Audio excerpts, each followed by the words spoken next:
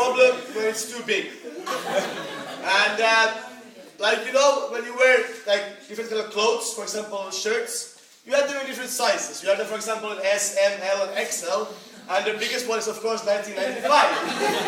That is the ultimate size that everybody is striving for when we talk about bigness. But okay, let's see. Which way does this go? Go to the right, but no, it's volume now. click to the right. Right. I can't change it. Because it's not a PowerPoint, it's just a PDF. No. Ah, okay. Yeah, I mean, of course, different kind of people like to see and somehow reflect on something that they can understand how big it is. And some people really have heard about this really big mountain called the Mount Everest, and it really represents the biggest thing on Earth for many people. So this is kind of like the inspiration for the study Rem did here with all of us. So the first point he had, now it's talking about, it's more about, there was a man, a Polish guy who actually moved to the US called Albert Einstein. We had a lot of discussions, a lot of research about the critical mass and how the mass moves and how it dissolves and becomes energy while moving. And actually the energy also can, the energy also stops when there's a huge building in front of it. And he likes to call this huge building the big building. Yes. And for the second point, we also talk about, we see architecture as art. Some people just see it as a necessity to make buildings. But I personally, I don't know how you feel, but personally I feel that it's a form of art also. That you really need to consider and also appreciate how it is. But of course, it consists of many different types and places. It's both the interior and the exterior part of the building. And yes. Okay. Also, architecture is something that reveals the bigness. What the hell? What is that word? Can some make this? Sorry? When you're shocked. Ah, yeah. So, like when architecture really reveals its truth, you can get really shocked by the bigness of the building that you're actually. It's just a theorem. Actually, it's not only the It size. begins here, you're gonna be more alive. It's something that really we talk about the good and the bad. And the ugly, and the ugly. It's about Finland and Sweden. There's different interpretations of good and bad.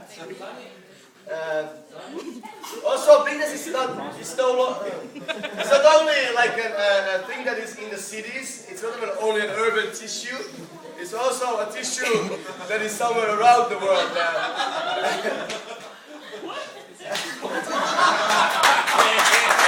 Dude, what are you studying? What the fuck is that?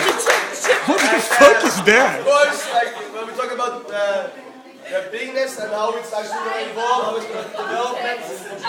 going to develop, Oh, we have a question from the audience. Would it be possible to get a copy of this presentation?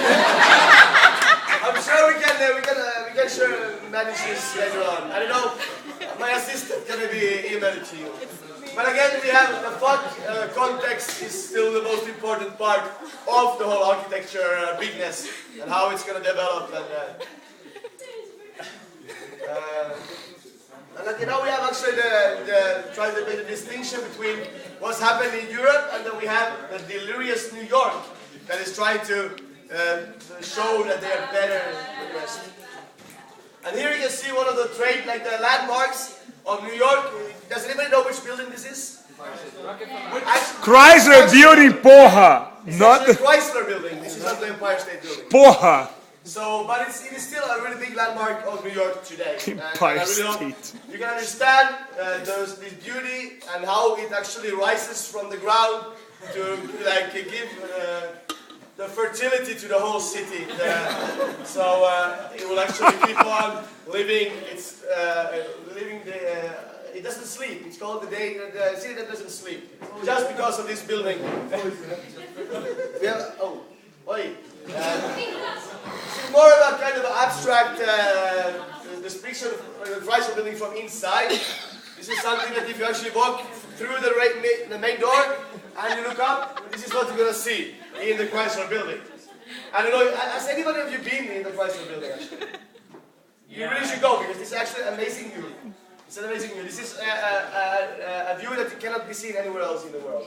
So I really hope that you will one time have the possibility to also experience this. This is the other building. It's actually from France. This is the Pompidou Center, I think. Yes. And you can see how the architect was thinking the most practical thing is to put how to get up to the building. And he has the elevator on the outside of the building and not actually in the inside. But the problem is, like you see here, when they come out, they will actually fall down also. It's not very practical. So this is just a very good example of an architect sometimes also screw up. But it's okay. It's still a very famous building.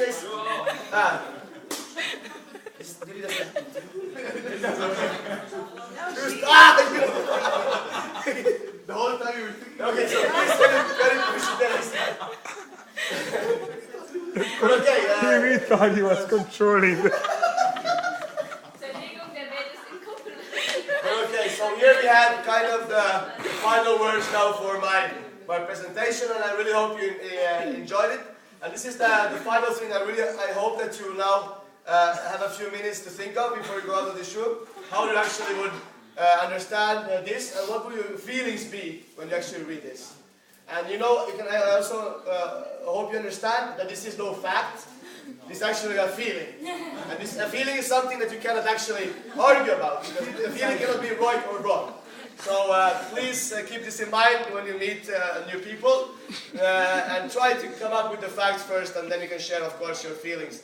So we'll find the solution for a problem. Thank you very much for your attention.